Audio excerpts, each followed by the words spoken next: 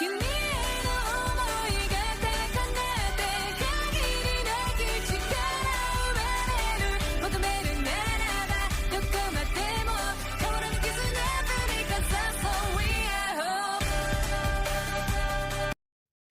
yo tout le monde, c'est Go One Piece. Aujourd'hui on se retrouve pour une nouvelle vidéo.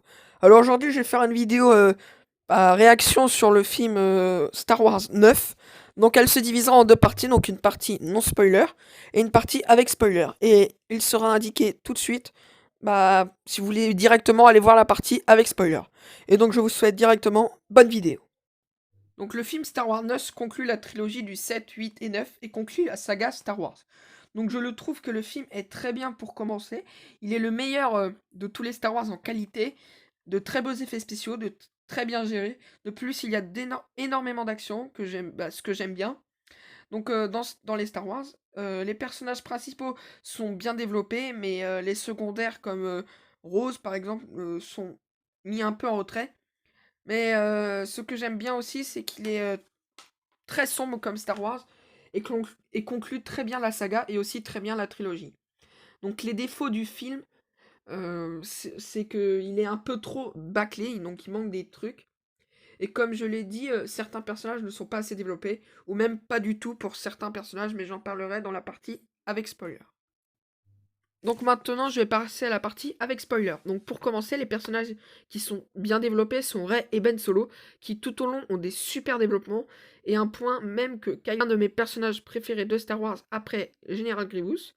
Finn et Poe Dameron sont eux assez bien développés, mais Rose est oublié. Lando, lui, est juste là en tant que souvenir, mais vraiment juste en tant que passage, quoi. Il n'est là que 2 minutes dans le film à peine. Et donc Palpatine, lui, a un retour assez bien géré.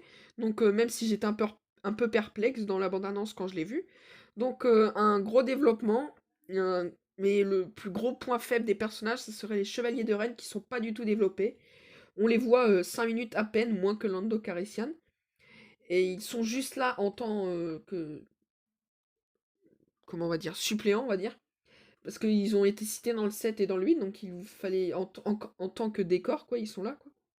Donc leur seul combat, c'est à la fin. Et ils tiennent pas très longtemps contre Kylo Ren. Et moins longtemps que les gardes de Snoke dans le 8. Mais qui, eux, ont eu un très beau combat dans le 8. Donc maintenant, je vais passer aux scènes du film. Donc les 5 premières minutes sont très sombres. Avec, avec les Snoke un peu partout. Et Palpatine dans l'ombre qui donne assez bien.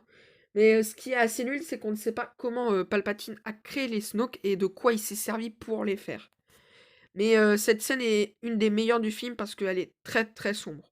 Donc la deuxième scène du film que j'ai bien aimé, c'est le combat entre Rey et Kylo Ren qui, euh, qui sont dans l'océan et sur l'ancienne étoile noire, je crois.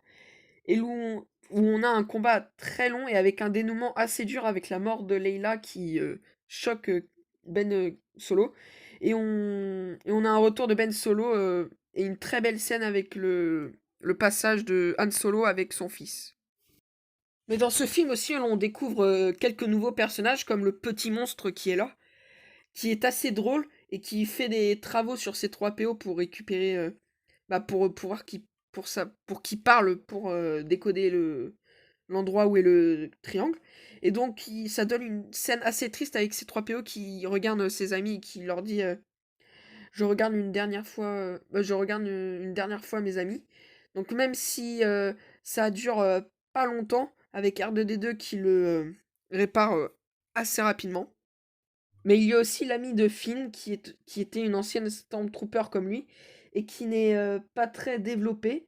Il y a aussi l'ami de Poe Dameron qui ressemble à un personnage de Star Wars Rebelle qui est dans l'équipe, je crois, et que je trouve assez bien et que j'ai bien aimé dans le film. Et enfin, pour moi, la meilleure scène du film, la bataille finale avec tous les vaisseaux du Dernier Ordre et tous ceux des rebelles, qui donne une très belle bataille et donne une partie de la bataille qui est sur l'un des vaisseaux du Dernier Ordre et qui vraiment donne des moments très beaux à voir.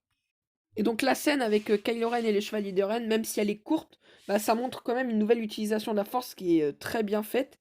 Donc là, sinon la scène avec Rey et Kylo Ren contre Palpatine, qui les défonce littéralement, bah, les deux, et qui devient surpuissant en prenant leur énergie et arrête les rebelles à lui tout seul avec ses éclairs.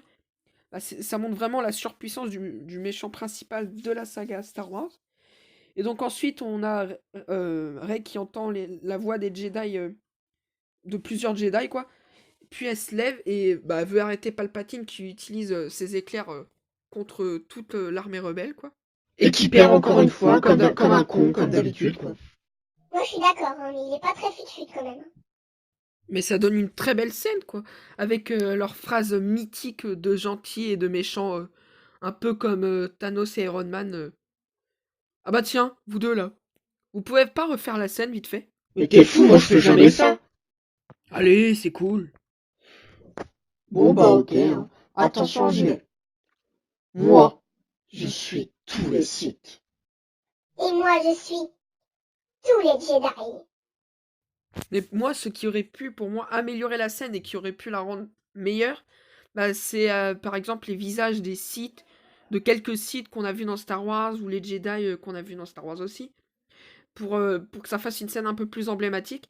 Et le fait que Rey soit la petite fille de Palpatine est super. Mais la scène de fin où elle dit je suis Rey Skywalker, bah, pour moi, est pas terrible. Et moi, si elle avait dit juste Rey, bah, pour moi, aurait été beaucoup mieux. Et donc, pour conclure, bah, c'est un très bon film avec de très bonnes scènes, mais quelques minutes en plus, voire une petite demi-heure, aurait été beaucoup mieux pour, par exemple, plus de développer, par exemple, les Chevaliers des Reines ou comment il a fait Snoke, ou même ne pas oublier des personnages comme Rose, par exemple. Et vous deux, vous en pensez quoi? Bah il y a beaucoup d'action, je suis d'accord avec toi. Mais toujours comme d'habitude, hein. Des méchants qui gagnent pas. C'est nul. Les gentils qui gagnent, hein, c'est bien aussi. Et donc vous aussi, ceux qui regardent la vidéo, n'oubliez pas de mettre vous aussi en commentaire comment vous avez trouvé le film. Donc n'oubliez pas de mettre un like et de vous abonner, ça me ferait extrêmement plaisir et ça m'aide à me motiver pour les autres vidéos. Donc on se retrouve la semaine prochaine pour une nouvelle vidéo et je ferai prochainement un top 9 sur les films de Star Wars préférés. Et je vous souhaite bon week-end, c'était Hugo. Bye.